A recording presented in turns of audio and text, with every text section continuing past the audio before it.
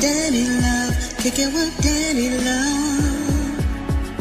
Healing one day at a time. Settle down, you'll be fine.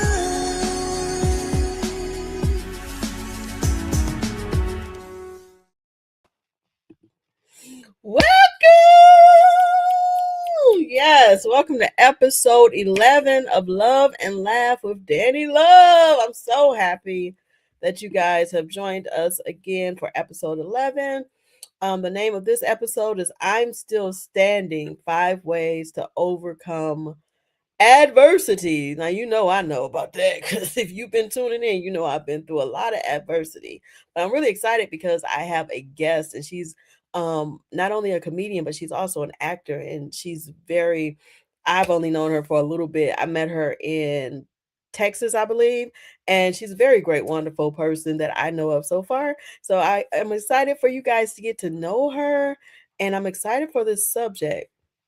So, concerning overcoming adversity, when you talk about trauma, the brain imaging studies often show that trauma activates the right hemisphere, which is the emotional, intuitive, and the sensory side, while simultaneously deactivating the left hemisphere, which is the logical and the linguistic side. This structural imbalance explains why trauma survivors sometimes find it impossible to put their experience into words. So that left hemisphere, you just like, oh, I have no logic, and the right hemisphere, you be emotional. So that explains why people be like losing it. I know because I deal with trauma. Trauma is overwhelmingly common. You'd be surprised, but it's very common, with an estimate of 50% to 90% of people experiencing a potentially traumatic event in their lifetime. So if you are going through trauma, don't beat up on yourself because it's very common. There are some people who have lucked up and haven't been through anything, but then there's some people who have been through it. Fortunately, most people do not develop PTSD. I have developed it, but most people don't. And with natural healing and effective therapies, a significant majority of people process the trauma, recover their mental well being. Um, Approximately 70% of the world's population experience a traumatic life event. U.S. statistics in the U.S. About 70 to 75% of adults have experienced some type of trauma at least once, with roughly 30% exposed to 4 or more events. The leading causes are the most common exposures, including witnesses' serious injury or death, the unexpected death of a loved one, being mugged, severe car accidents, and life threatening illnesses. So it is possible to overcome trauma. Majority of people experience short-term distress after event, but their symptoms naturally abate within weeks. Only about 5% of adults in the US have active PTSD in any given year. Um Overcoming. So the name of this episode is 5 Ways to Overcome Adversity. So I'm big on definitions. Overcoming, it means to successfully defeat, master, or navigate a struggle, obstacle, or negative emotion. It also describes being completely physically or emotionally overpowered to be overcome. Adversity. Adversity refers to a state of serious or continued difficulty and misfortune or distress. It represents situations where circumstances or events work against you, encompassing everything from personal loss and health crisis to financial hardship and systematic challenges. The root and the meaning, the word stems from the Latin adversus, which means turn against or hostile. Now, this is where I want us to go. The purpose of this podcast. I want us to understand the importance of being resilient. According to American Psychological Association, psychological resilience is the process of adapting well in the face of tragedy, threats, or significant stress. It is a learned skill that involves mental flexibility, positive coping strategies, and a strong support system. The term originally comes from the Latin word resiliar, which means to jump back. In science, it refers to the elasticity of a material, its ability to observe energy and spring back to its original shape after being bent, stretched, and compressed. That is definitely me, Miss Resilient. Okay. So yeah, just wanted to go over some some definitions with you guys. Without further ado, I'm very excited to introduce this young lady. Let me see if I could. Oh, it won't let me. Let me see if I could share my screen really quick. Boom. Share it. So this lady has a wonderful website that I found. Um, and a beautiful bio. And you can go to her website if you're interested. It is Denise Vasquez entertainment.com. And I'm really excited. So, a rebel with a cause, seen on YouTube, Funny or Die, Disney XD, NBC, referred to by the media as a modern day Renaissance woman. Denise is an award winning, multi talented artist, comedian, actress, SAG AFTRA, okay, writer, singer, guitarist, ASCAP, author, and photographer, known for her captivating, energetic, and thought provoking performances. She has been making waves in the entertainment industry, receiving rave reviews from the press and winning numerous awards. Denise was born in Manhattan. She's the youngest of two sisters who spent her childhood in Bronx and her teenage years on Roosevelt Island. After moving from the Bronx to a tiny little island between Manhattan and Queens, she was constantly mistaken for being a gang member for wearing her sassy attitude and favorite pleather coat, standing out everywhere she went. Making people laugh kept her from having to fight bullies. Okay. Yeah, I used to use that. I used to make people laugh and it didn't work. They still beat me up.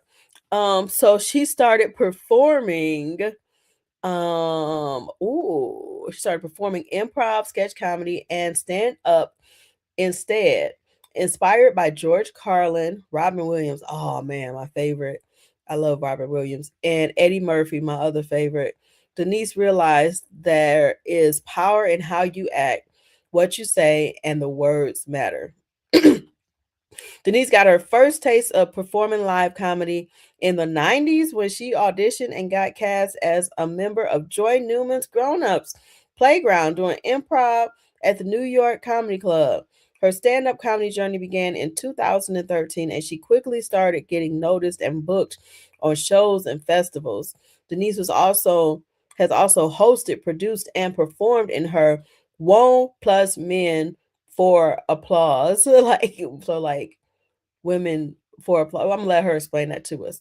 Comedy and music variety shows at TLC Chinese Theater in Hollywood and Flappers Comedy Club in Burbank until her momentum in comedy was put on hold after an accident landed her in a wheelchair for 3 years. She is back and standing up again, literally covering topics on disability, womanhood, stereotypes, and relationships. Denise has 3 musical albums and has been working on new material for her fourth album and special featuring her funny songs and comedy. You guys, she is the reason why I named this episode I'm Still Standing 5 Ways to Overcome Adversity. Put your hands together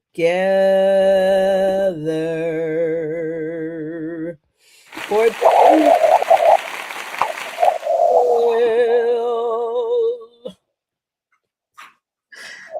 Hello. Good morning. Good morning. Good morning. Oh my gosh. How are you doing? Good. I'm alive. I'm kicking. I'm here Girl, that's a with blessing. you. It is. I'm grateful for every moment, every day. And like you, I've been to hell and back and been through so much in life. And and Yeah. it's taught me to appreciate, the good moments especially, but every moment is an opportunity. You are such an inspiration. Just reading, I read that before. It don't sound like I read it before because my throat is hurting and I'm fighting the whatever, so I sound goofy.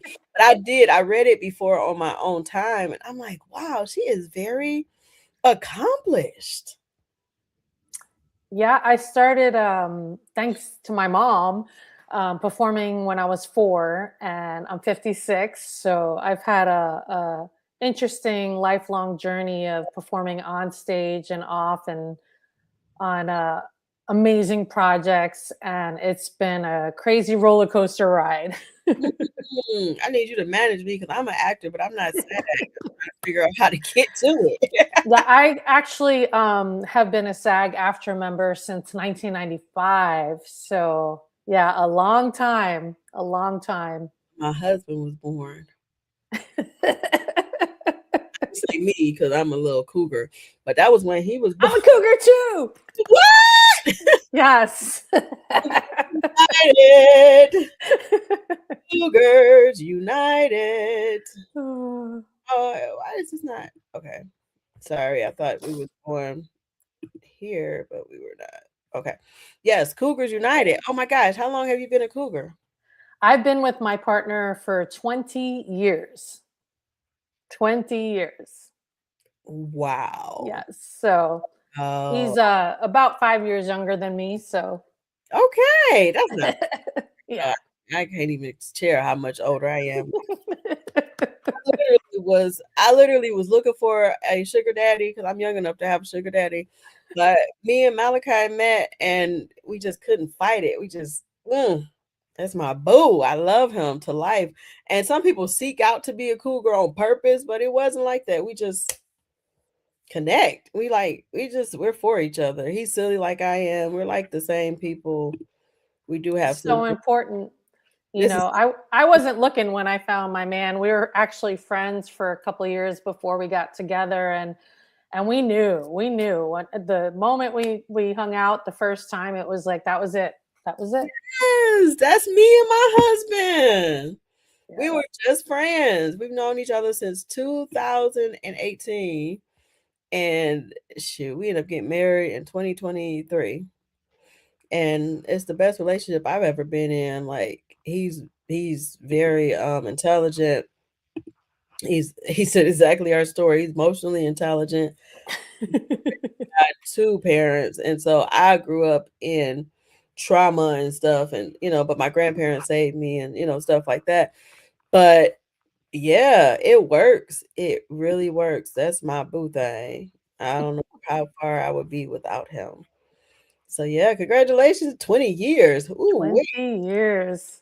Oh my gosh, that is a long time. Yeah, he's my best friend, my soulmate. We Oh, um, vibe and get along and work together and travel. We both love to travel, and we both are. yeah. He's creative like me, and I think that's so important to be with somebody who understands your creativity and who vibes with your creativity and gives you your space that you need to be creative. But also, he's creative too, Mhm. and he's an illustrator and amazing talent, Nice. and we work really well together. So we've helped each other. I've helped him over the years. He's helped me over the years, and Aw. it's truly a blessing to find somebody who you Mm. vibe with, who you get along with, who you laugh with, who you travel with, who you work with, who is your pure happiness. Is it's a blessing. It's a blessing. Yeah, because in most cases you'd be ready to kill a person like, "Yeah," but it's not like that. It's like this is No. my best friend and I'm really Hmm. like, and they really are creative like me. That's the key. That's a key too. Like, Yes. it's good to be a creative and be with somebody who's logical too, because they can probably balance you as well. But to be with somebody that's creative like you and supports you, and it's not no jealousy, and y'all can Hmm. maybe you should do it this way. And you may agree, sometimes you may not, but Right. it's a help and it's a blessing to be in that type of relationship. Yes, especially somebody you can communicate with, right? Mhm.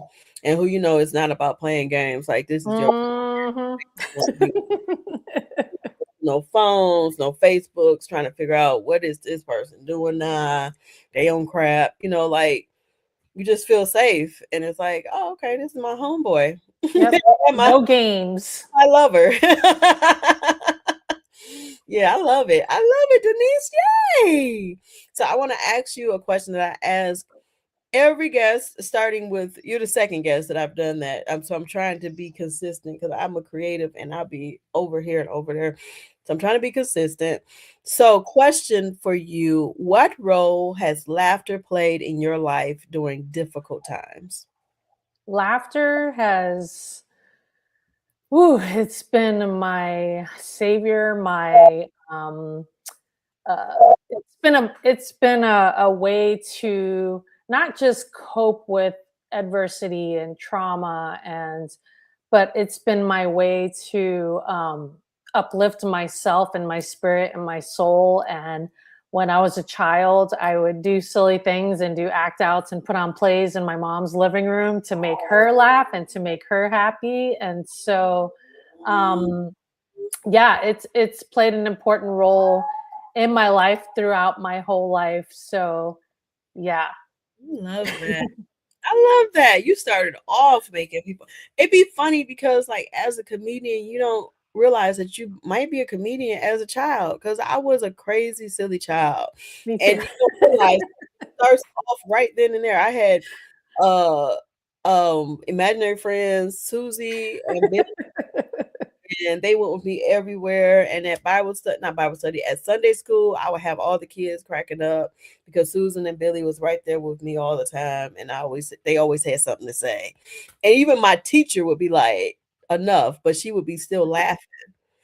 So you're funny when you're a kid, and the teacher is laughing, but they really want you to stop acting a fool.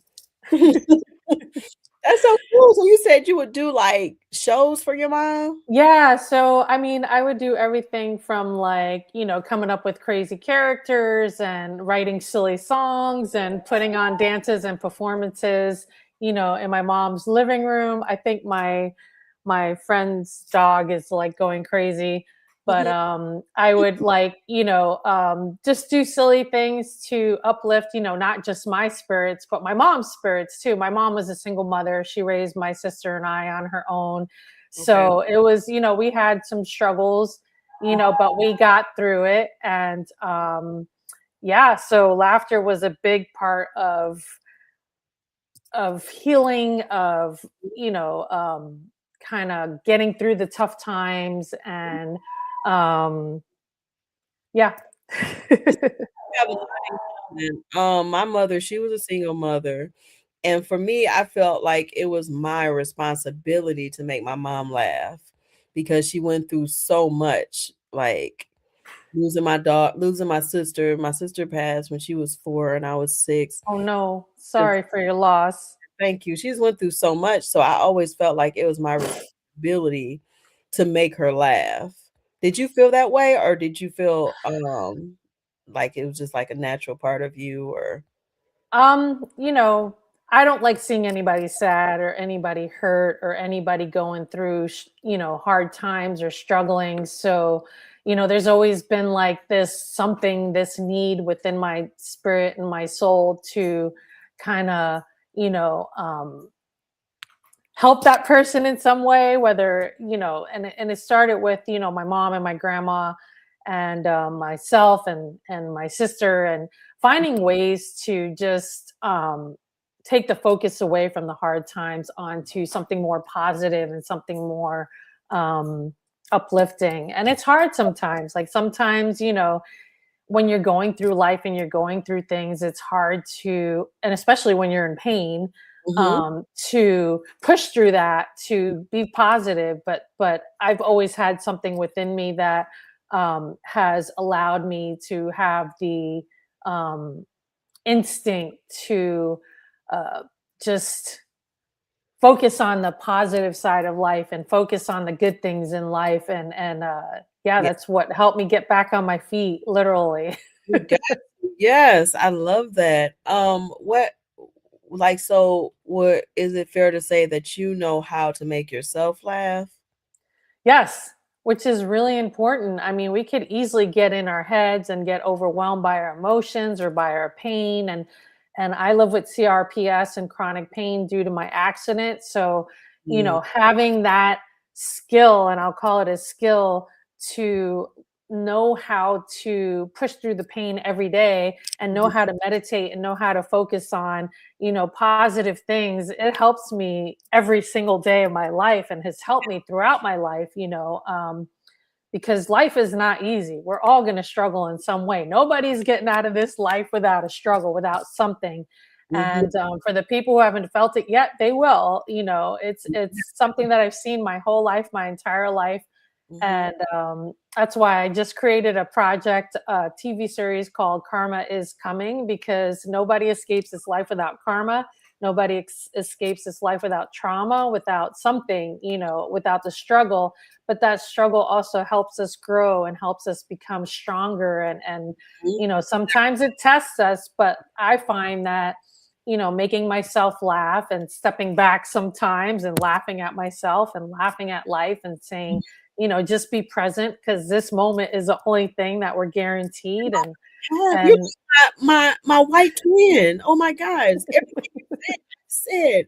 Push through the pain. I always talk about that. I always talk about how you have to meditate, you have to pray. For me, it's praying and meditation. Sometimes Christians feel like they can't meditate, but I listen to some Christian meditations, and focus on God and focus on positivity and box breathing. I always tell my listeners about box breathing because that's very important, because you want to fill yourself up because something is going to happen. So instead of being like defeated when it happened, you got to be prepared and strong and be like, have the armor of God, as the Bible say, before the wiles of the enemy come at you, so that when he does come, you can fight back and you're not just like, Mhm. yeah, just beat me up.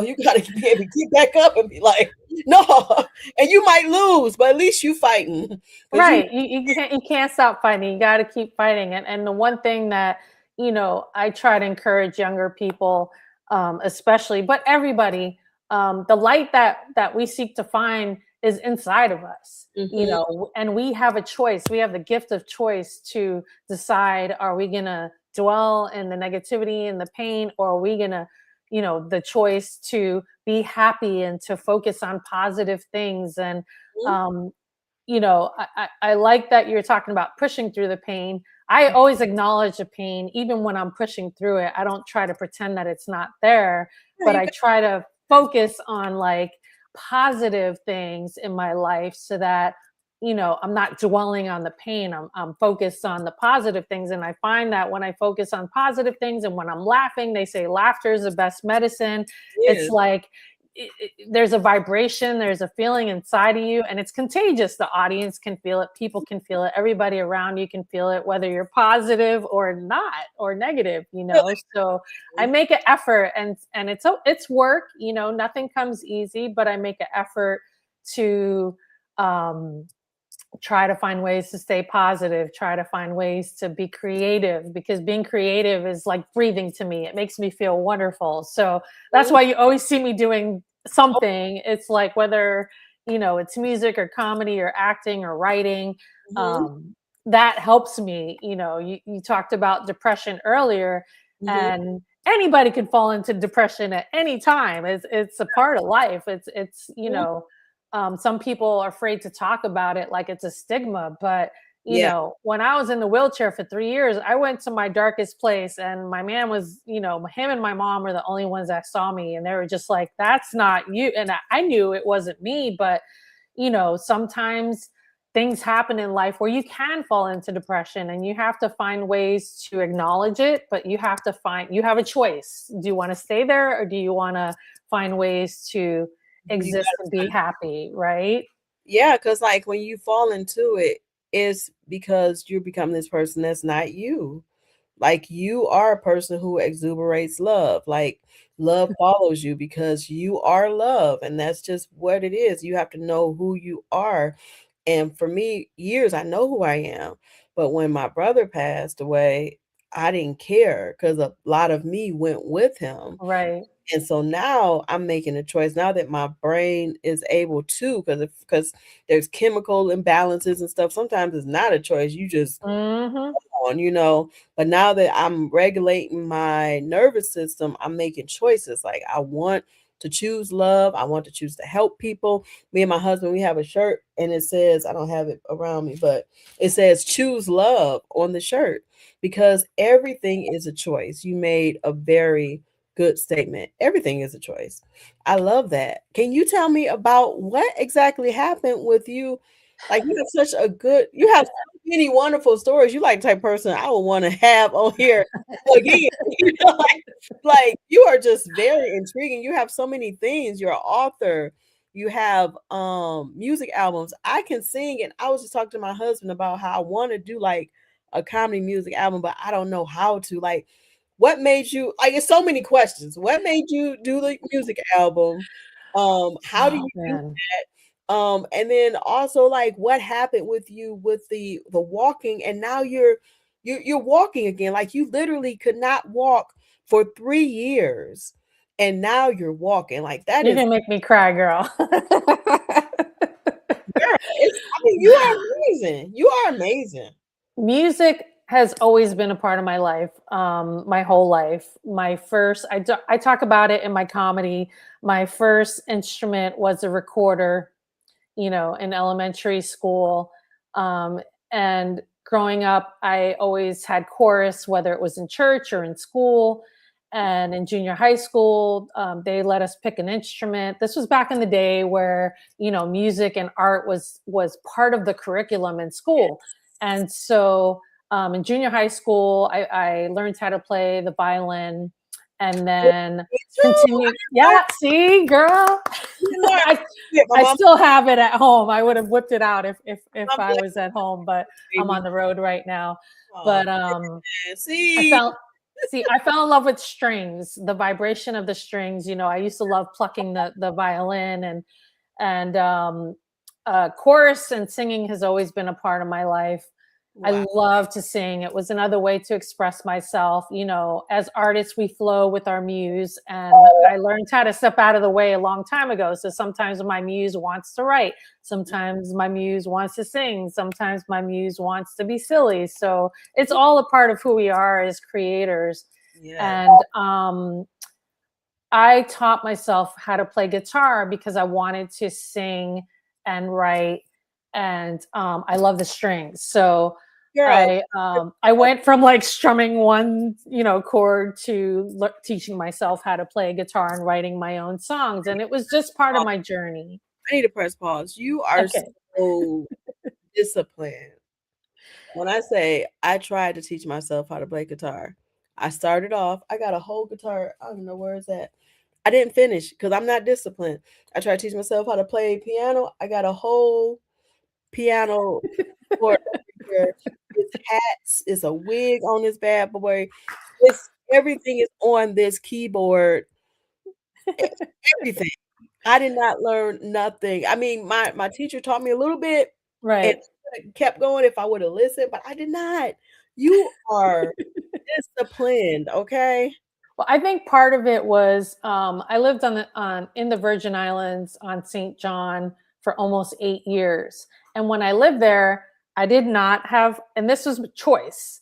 I Mhm, did not, we didn't have cell phones back then. Thankfully, I'm glad because I didn't have a TV. I had a mm, computer for work, but the whole time I was down there, I was creating, I was writing, I was producing music festivals, I mm. was painting, I was, working, I was scuba diving. And I find that when we have distractions,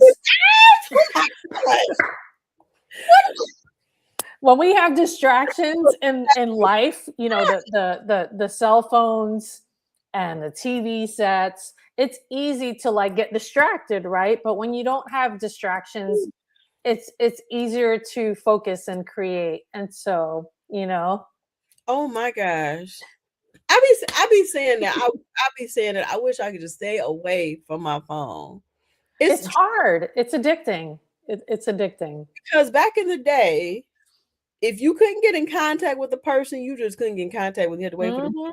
phone, leave it on the answering machine. They call you back if they want to. They don't call you back if they don't want to. Get done. Like stuff would be done all the time. My grandma's house was clean. Okay, I be in high school working. Like I barely Right. touch the phone, except for at night when they had two lines, and that was like, oh, we were rich, And I would be on the phone with my friend, like having a good old time. But before that, we were not on no phones. We were playing, and we were being creative. Hmm. And I Oh, think that's a big part of where my discipline came from, was how I grew up and how my focus, especially I was born and raised in New York City, which is the melting pot to me of creativity. My mom would, yeah. put us in ballet, and she put me in piano classes too, but I just didn't vibe with the piano. I was always a strings person. So to anybody who's thinking about, learning a craft, whether it's guitar, whether it's comedy, whether it's music, I say try everything and see what vibes with you, see what connects with you, see what, Mm, because not everything is for anybody, right? And mhm. like you, when I first bought my first guitar, I put it in the corner, and I looked at it every day for like a year. And then finally one day I was like, all right, I'm going to pick it up. And I started strumming, and it was hard because, you have to build your calluses up on your fingers. I have to do it again because when I got hurt at work, and I was in a wheelchair for 3 years. Long story short, I kind of got lost in the workers' comp system, and I wouldn't wish anybody getting hurt at work because there's so much red tape in politics and things that you have to go through to get the proper care, and they kind of screwed me over and made things worse. And had they just let me go to the ER, things would have been taken care of. But it took the system 2 years to get me physical therapy, and by then I had atrophied all up and down my left side. They created more problems. I have 3 bulging discs in my back. I tore my Achilles tendon. So basically I was a photographer, and the day was over 100 degrees, and they forgot about me. I had no covering, no water. I collapsed, hit the ground, tore my Achilles tendon, screwed up my back, and that was the beginning of hell for me. So 3 years later, when I finally got out of the system, I talked to my lawyer, and I said all I wanted to do was get back on my feet. Mhm. And so she got me into this amazing program. They interviewed me to see if I was the right candidate for their program because um, I believe in mind body connection. So they were like, she's perfect because you have to believe to achieve If you, anything in this life. yeah. Power of the mind is an incredible gift. We all have it. And the program accepted me. It's called the Institutes of Health in San Diego. Okay. And I worked with amazing nutritionists to learn about, anti-inflammatory herbs and foods, and learned how to cook again, even from my wheelchair. And they tried different techniques on me, Mhm. from Feldenkrais, which is a technique that comes from Germany, to meditation and yoga and Pilates, which did not, my body was like, don't do Pilates, please don't, so that's why I was saying like different things work for different people. Mhm. And then the one technique that they really worked for me, that they tried on me, was the Alexander technique, which Oh, I learned years ago at Lee Strasberg in New York. So my body responded to that because it was familiar. wow. And that was the beginning of, me kind of slowly learning a little bit here and a little bit there, like what works for me physically. And then the meditation and the yoga and the art therapy that I learned, kind of visualizing and seeing myself walking and seeing myself hiking, holding my man's hand. And, Mhm. it was a long process to get to where I am right now. And, I still pace myself, and I still have a fear of stairs, which I joke about in my comedy. Mhm. Um, and I still have things, that challenges every day that I live with, but I'm not going to allow and this is my mentality. I have too many things I want to do in life. I have too many things I want to accomplish in life. I want to live. I want to experience things. I want to grow. I want to learn. I want to perform. And so, I said to my lawyer, I just want to get back to living. Get me out of the system, because some people that I met in the program, they've been stuck in the system for 25 years. And that's not me. I can't stay waiting and sitting and doing nothing and waiting I have to I had to get back to living. So in this state for a long time. That's how it was for me when my brother passed. I went through depression, PTSD, and anxiety. They were paying me at first because I worked for 12 years for the state of Michigan. So I'm not the type of person that is like, pay me and I'm not going to do anything. They paid me at first, but then they were like, oh, no, you're not depressed. And I'm like, but my doctor say I'm depressed. My therapist say I'm depressed. Like, what? So this guy, he was a doctor, and he was a white man, and he was very known assuming the worst. He asked me questions that were like, had nothing to do with my depression, about my mama, why she, all kind of stuff that had nothing to do. Like if I'm trying to get over on the system, I'm like, for a person to work at a job for 12 years, does that seem like a person is trying to get over? Because I'm Black, I'm supposed to try to get over on the system. Right. So it was becoming more stressful than anything.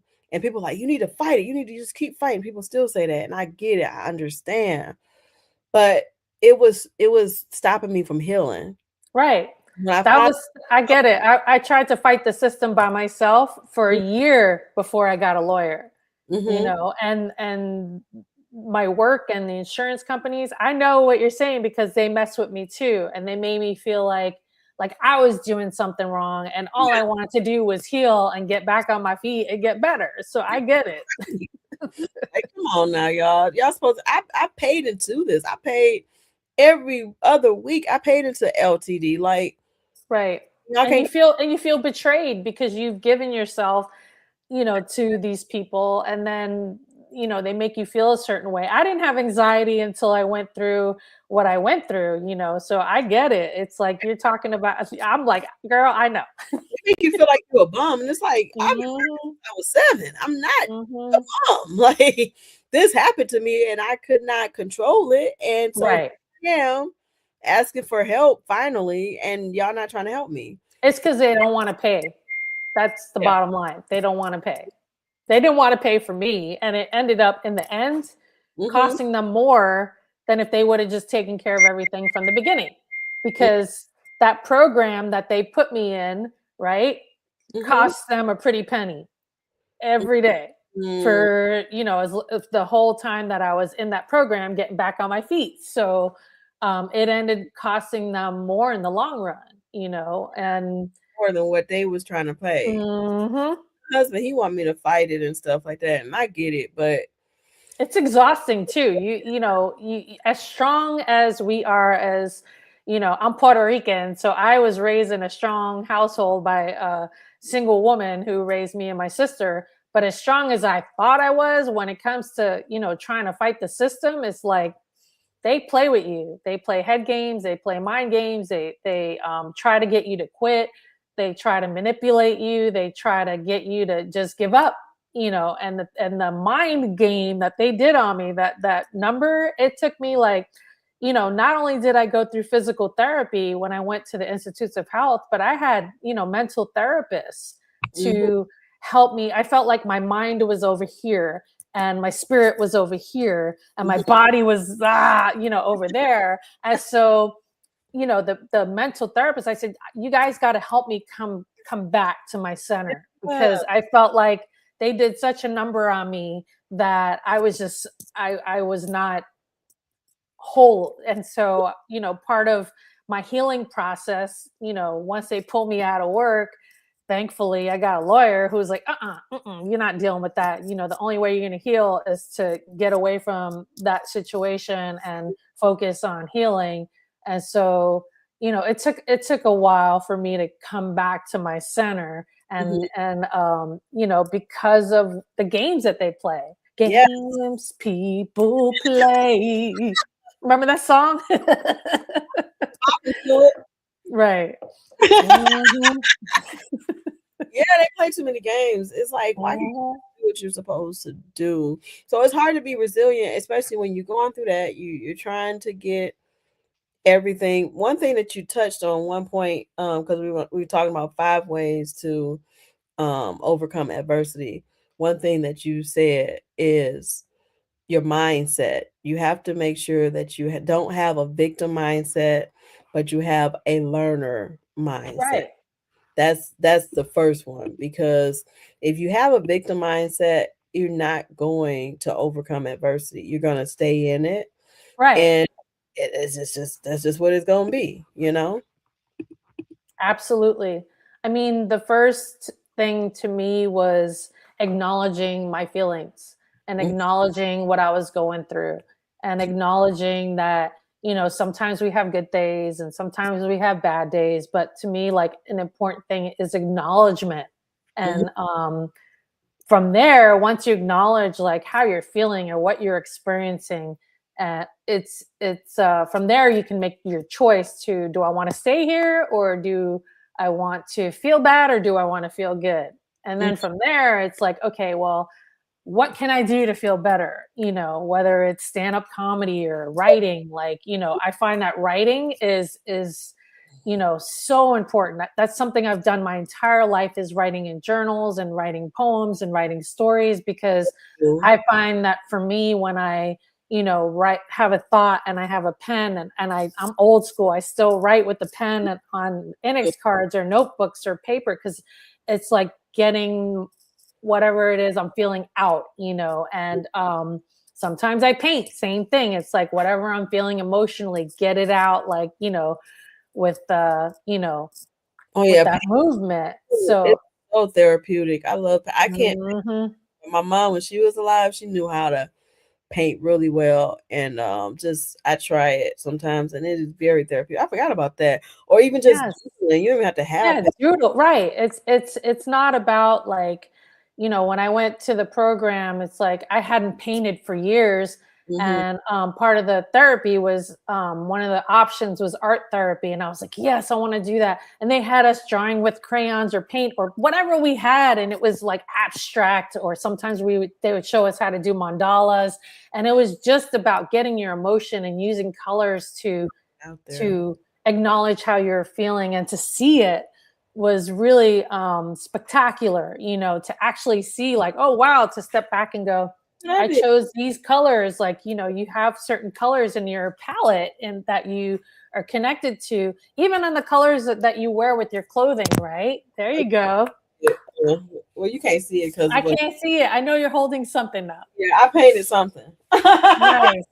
But it's for me, Hmm. acknowledging how you feel, making the choice to how you want to feel, and then taking the steps to doing things that will keep you happy, It's funny because my mom, when she was alive, she actually majored in art therapy. She never got a degree, but that Wow. majored in was art therapy. And I feel like you're on this side and you can like see my notes, because the second thing is build small, consistent habits, like journaling, daily walks, one task per day. It's like you're just right here and you can just like see my notes on this side. But yeah, yeah. Daily walks is so important. When I was in the wheelchair and doing therapy, COVID hit. And so we had to do everything virtually. They gave me an iPad, and it was like crazy. But one of the things that helped me kind of heal was going in nature. Hmm. And we would take trips to national parks. I had to be in nature. I had to be doing things. I had to be moving somehow. So my man would, push me around in the wheelchair, and we would take trips to national parks. And I started seeing how inaccessible the national parks, some of them were. And so that led me to creating one of my favorite projects ever, the Disabled Photographer Project and How Accessible is Accessible series. And I started making blogs and writing, making videos and writing blogs about inaccessibility and how accessible is accessible. Hey. Right. And sometimes you go through things in life and you don't understand why you're going through what you're going through. But I feel like what I went through led me to creating one of the most important projects in my life, which has not just helped me, it was bigger than me. It helped so many people. And so whenever you go through something in life, that's why I said acknowledgement is so important, because if you're acknowledging what you're going through and how you're feeling, it could lead you to something that you Solution. weren't even thinking about, you know what I mean? And so I'm touching on it a little bit in my comedy, and I'm working on my hour set, and that's going to be part of it. It took years to find the funny in what I went through, but to me, um, you know, comedy is heightened drama. It's heightened drama. Mhm. So, when you find the funny in whatever it is you experience in life, there's ways that you can use that to not just heal yourself, but help other people heal and laugh about what they're going through, They're like, which it's is not just me. You got issues too. Look at God. I don't think there's anybody in this life who doesn't have something. You know what I mean? And the people who try to walk around acting like they're perfect, it's like, come on. We all have something. We all have trauma. We all have struggle. We all have, that's what's made us who we are, though. That's what's made us strong. That's what's made us better. Yeah, the people that don't acknowledge it are usually the real nutcases. Like, you might want to acknowledge that before you, that's how we get little shooters and everything. People run around naked. That's how we get them, because they think they perfect. So yeah. Oh wow, this is a very good conversation. Number 3, a third way to overcome adversity is cultivate the support that you have. Ask for help. Identify like 3 people that can help you in 3 types of supports. They can give you emotional, physical, expert. It's okay to ask for help. A lot of times absolutely.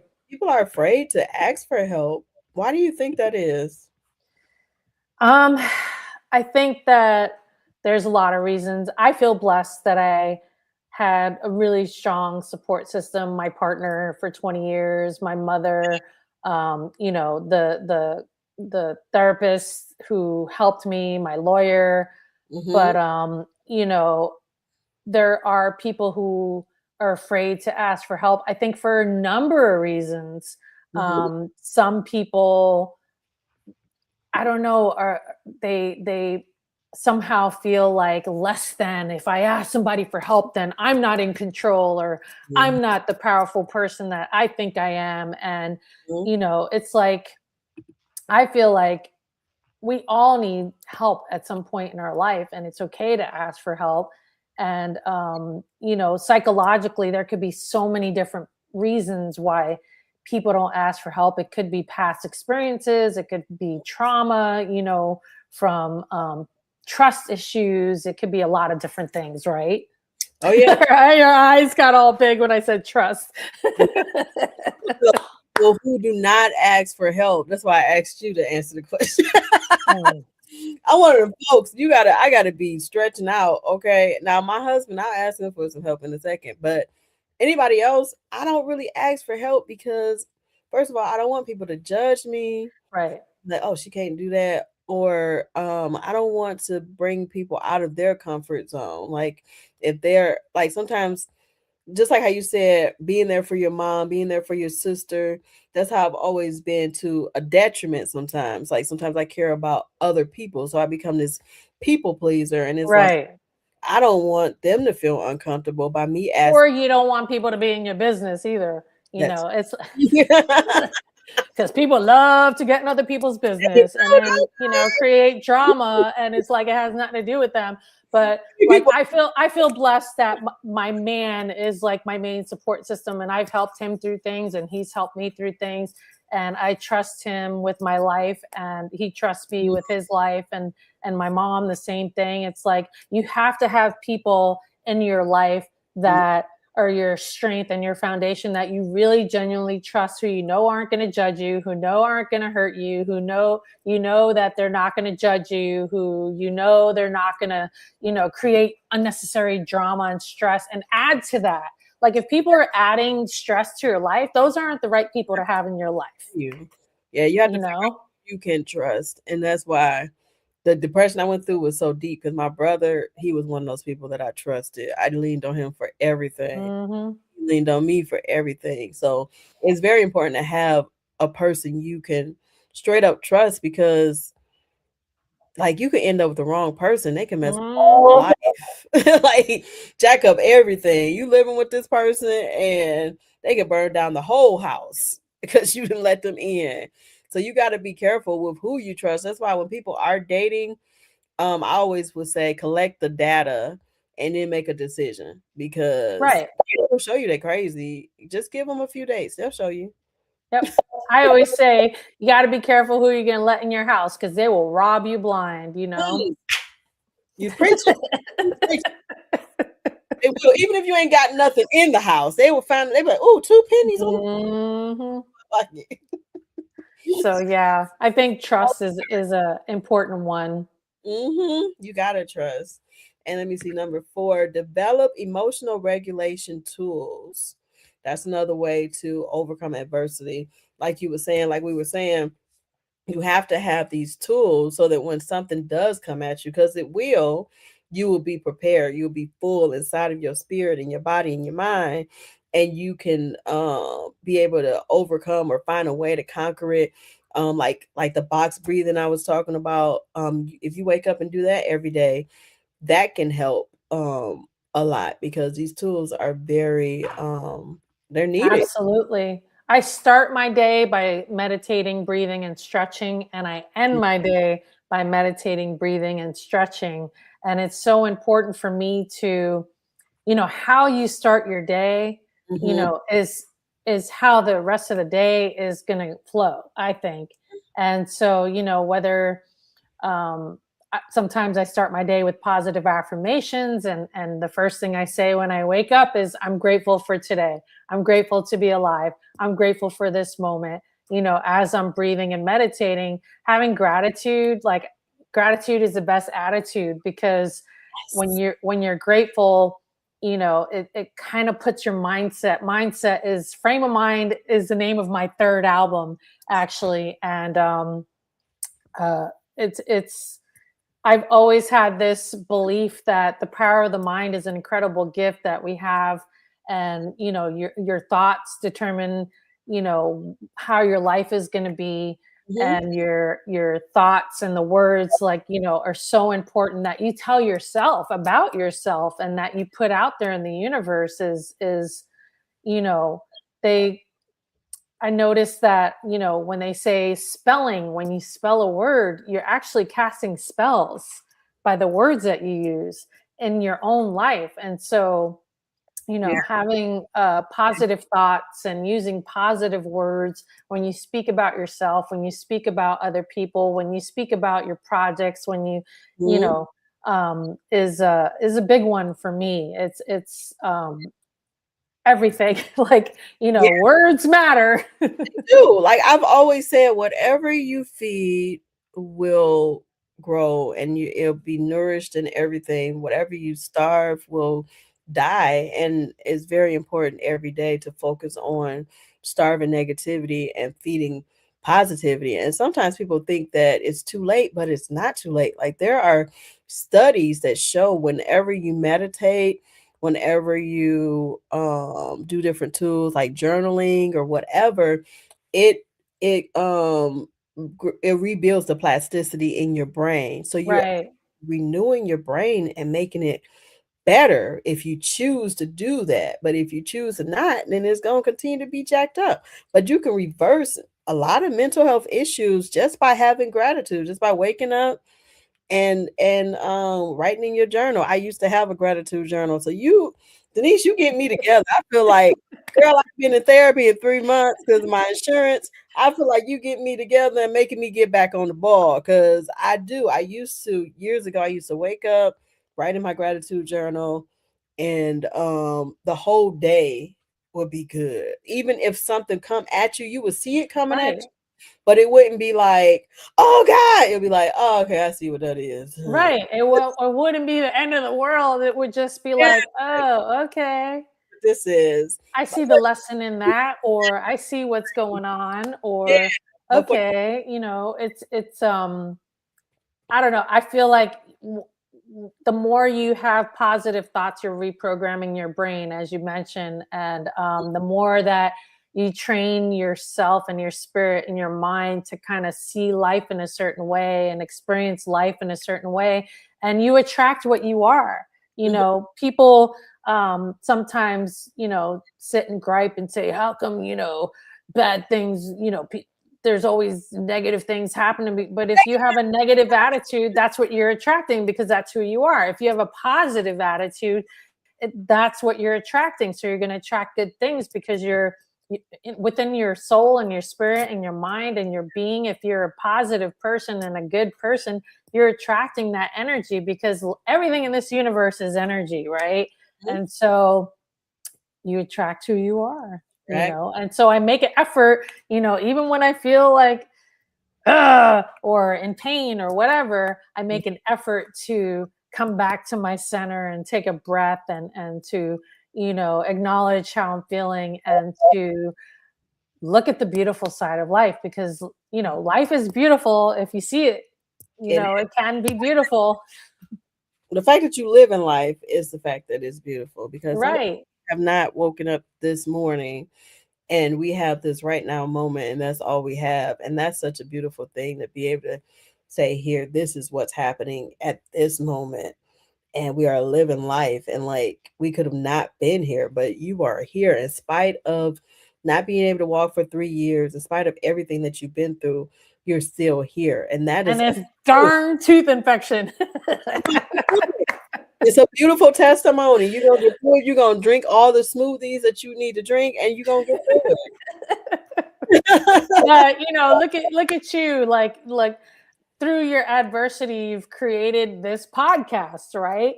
And so it's in helping yourself, you're helping other people, including me. I was so looking forward to this, and looking forward to our conversation, and I'm truly grateful, and my cheeks hurt from smiling and us laughing and sharing, the journey. It's a blessing. It's a blessing, Yes, I'm definitely looking forward to interviewing you on here, because I saw your website. I said, "Oh, this girl is for real. She is not playing around." No, because to me, it's like, I'm an artist who creates because it's a part of who I am. It's a part of my being. It's like breathing to me. And Mhm. so many people get caught up in being famous or going viral or winning a trophy or winning awards. And it's like, I just want to be. I just want to be me. I just want to be happy. I just want to create, and I just want to flow, and I just want to make the most of every moment, and every moment's an opportunity. It And is. right.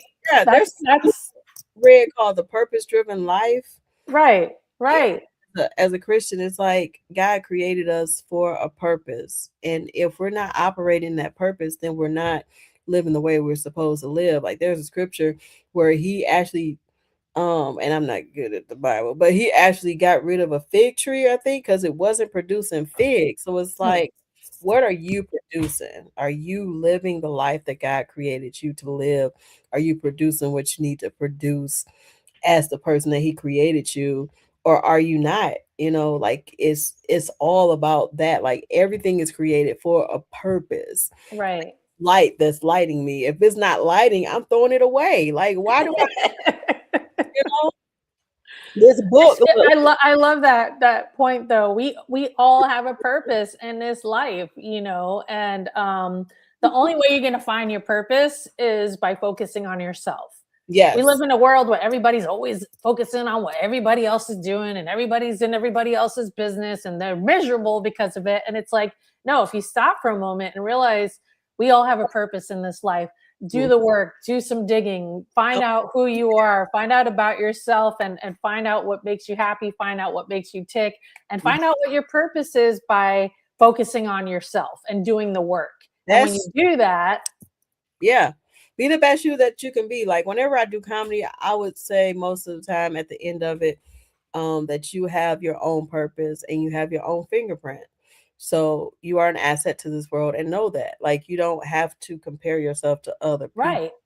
I've never wanted all the stuff I've been through. I've never wanted to be somebody else. No, me neither. It's I like don't my nobody. whole journey has been, discovering who I am and how strong I am and what I do to improve myself and make myself not just a better artist but a better person. Mhm. And every trip that I've ever taken, every place that I've ever lived, and everything that I've ever done in my life, and everything that I've ever created has Mhm. been to find my own voice. And Mhm. our voices are constantly evolving as we get older. And I've never wanted to be anybody else. I've never wanted to copy anybody else, because I want to be me. Ex- And we live in a world where everybody's always trying to copy what everybody else is doing with like the comedy AI posters. They're so cheesy. They all look the same. It's like, don't you want to be your unique self It's and like look like yourself and do your own comedy? And with AI, like, people are copying each other's jokes, and it's like, come on, like, as a creator and as a writer and as a comedian and as an artist, you should be create your posters, create your jokes, like, write your jokes and create your characters and discover who you are and love yourself. yeah, I have not been a comedian as long as you. I've only been doing it for 4 years. But when my first year, people were taking my jokes, and I'm like, I don't Mhm, know what I'm mhm, doing. How you taking? mhm. I'm like, Because they're lazy. Like, I've girl, I saw somebody do my jokes to my face. I've had people like come up to me and say, "Oh, I tried your joke and it didn't hit." And it's like, why are you doing my jokes? Number one, and number two, you took a piece of the joke. You didn't even get like to set up the premise and the tags and the no, punchline. Like, it ain't gonna work because it's not your voice. It's not your experience. You didn't write it. Like, but no, it's yeah, that's another topic. back on here. We talk about that because that happens a lot. Yeah. Yeah. So number I just see when I see people like copying other people's jokes, and I've seen it a lot, it's laziness. They don't want to do the work that it takes. Like, I started doing stand up in 2013. Here Mhm, we are today, and I'm still writing and rewriting some of my old jokes and mhm, finding how they flow together with my new jokes and moving things around in my sets. And I write things down in index cards and I try things out. mhm. And, part of the journey and the experience and your evolution as a comedian should be to write your own from your point of view. That's how you find your voice, not by copying what somebody else did. That's not your voice, that's their voice. So that's their lesson. But I see it too often, like, too Yep. often. And it's happened to me so many times that I stopped going to certain mics, because at certain mics, they're the same people are stealing everybody's jokes. It's not just my jokes, it's everybody's jokes. And I'm like, I ain't going there. You be like, I'd rather take a class where everybody's professional in the class and everybody's yeah, paying to go to a class just do with the the same mentality and the same professionalism to learn how to write and to learn how to put it together. yeah, it's so frustrating. Like you don't even want to do your jokes in front of people because you're like, oh, they're gonna try to steal Hmm. a joke, and that's happened to me. Like I barely go to open mics like I used to. And I want to go consistently, but I Right. barely go. And whenever I do go, I'll be like, that sounds like something I said. What is happening?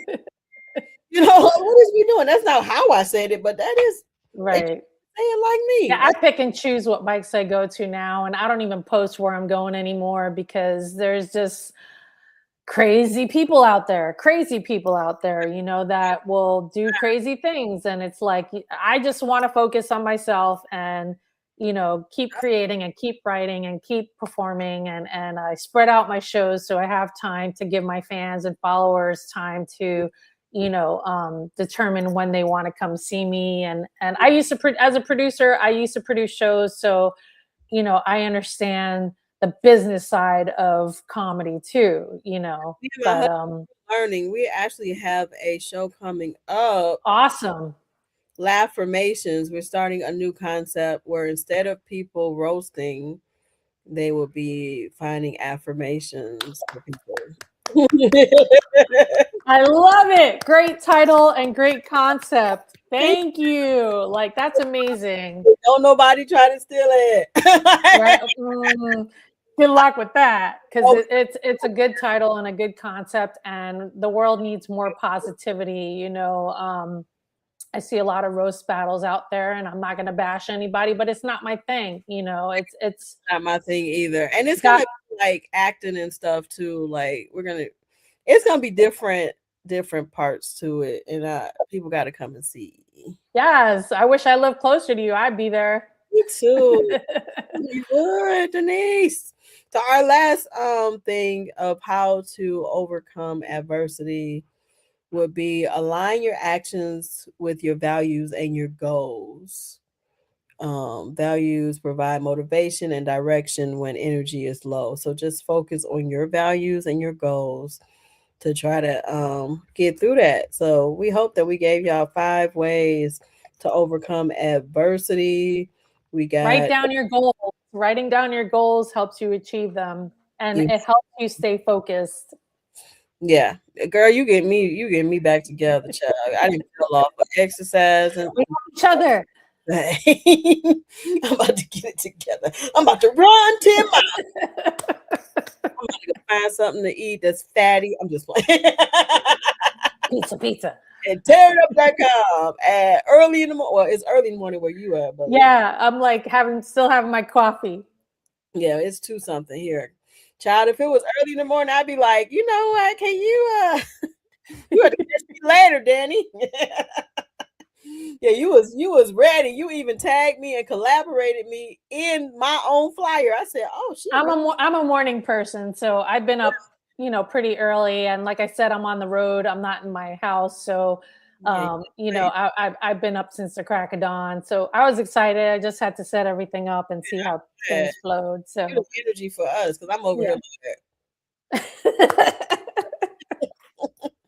So Denise, it was a pleasure having you on my show. Can you tell us where can we find you? Any websites, any new shows coming up, anywhere we can find your songs, all that good stuff. So my main hub, my home plate is my official website, www.denisevasquezentertainment.com. Social media, my main home base on social media is Instagram. Denise Vasquez Official is my main page on Instagram.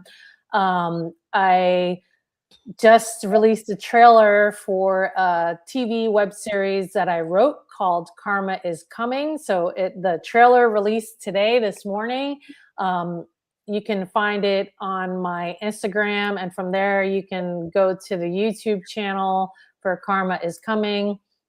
What else? I have a stand-up comedy show at Flappers on June 20th. And I was also in a movie playing the role of Jess in a film called 20% that is doing its worldwide premiere on June 19th in Las Vegas. And I'm very excited. And you can learn more about all of that on my Instagram or on my official website. And thank you so much for having me. This was an amazing conversation and very inspiring morning. Thank you, Dani.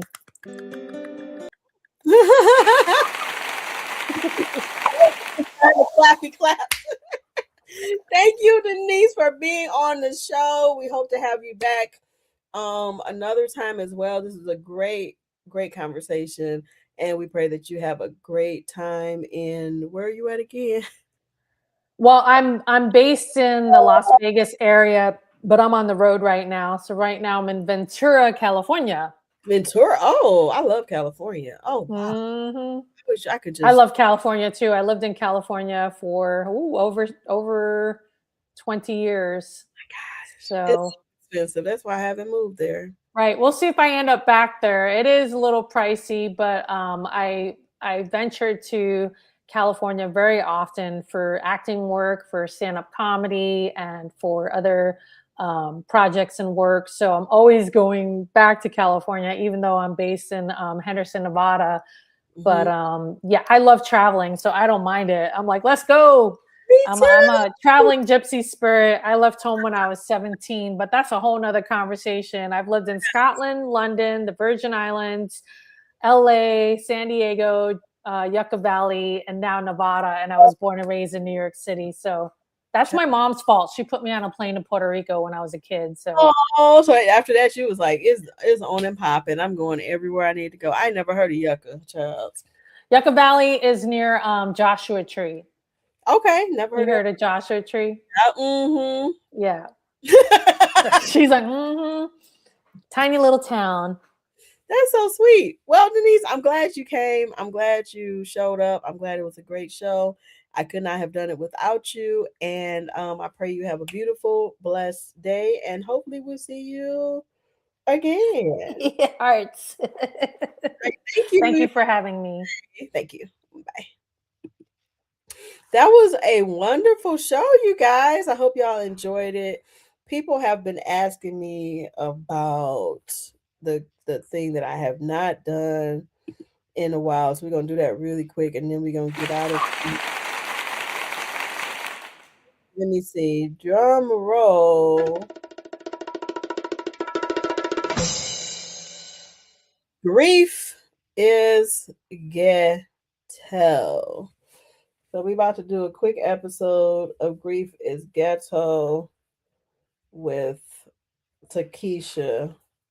I still ain't thought about her name for real. I think it's Taquisha or something. And let's get to it.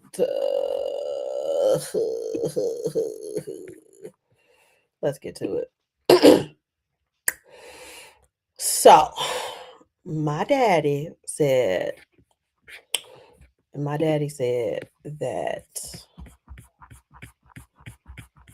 I don't know if y'all remember the last time I came on here because it was a while that I came on here. It was a very long time, and I was talking about how my daddy went missing. So, um, recently, my daddy said that he cared, and I guess he did because he got me that 25-cent juice and chip bag once a week with those paper stamps he got from the government. It was rare for a man to get food stamps, but my daddy, he got food stamps because he used the rest of them for drugs, and he called the drugs roaches. And so, yeah, my daddy, he was the first black man to get food stamps. And the roaches, they were like small and white. They wasn't like real roaches that crawl up on your couch and your TV when you have company, like you be sitting there minding your business, and then the company come over, and then the roach just crawl across the TV. It wasn't that type of roach. It was like a roach that was inside of a roach, which was actually small and white. But I ain't never seen no white roaches before, so I didn't understand what my daddy meant. I never seen them move or anything. But my daddy, he tried his best. He got us bologna. He had got us bologna with them food stamps. You just pull them out the thing. It was like money, and it was different colors. And he would get that, and he would get us fried bologna. He would get us sauteed bologna. He would get us bologna pasta, bologna tacos, bologna bites. And he would just always buy us bologna. I got tired of bologna because I felt like it was making my gout act up at the age of 10, but I had to eat whatever he had to offer with them food stamps. I remember when the bed bug had bit me, and daddy said, it just meant that I'm a good person. I never figured out what that meant because I never got bit as a grown up. As a grown up, I never had bed bugs on my own, but yeah. There was this one time that Tyrone, he bit me when I was grown, but he went ghost and he never called me back. Thank you for tuning in to Grief is Ghetto.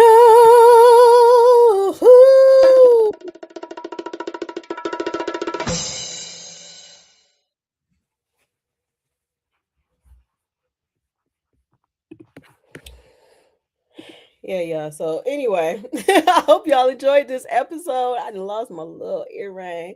I hope y'all enjoyed this episode. We had Denise. Thank you, Denise, again for coming in and being our special guest. Next week we have comedian Hannah Abbey. And we're going to be talking about from shame to strength, overcoming depression. So, yeah, we're going to have that next week. And please, if you are in the Detroit area, in East Point, Macomb County area, come look us up. Go to Keisha'sComedyHouse.com and get your tickets to our Laughformation comedy show on Father's Day. My throat is all jacked up. My throat is jacked up. But get your tickets to our Laughformation comedy show on Father's Day.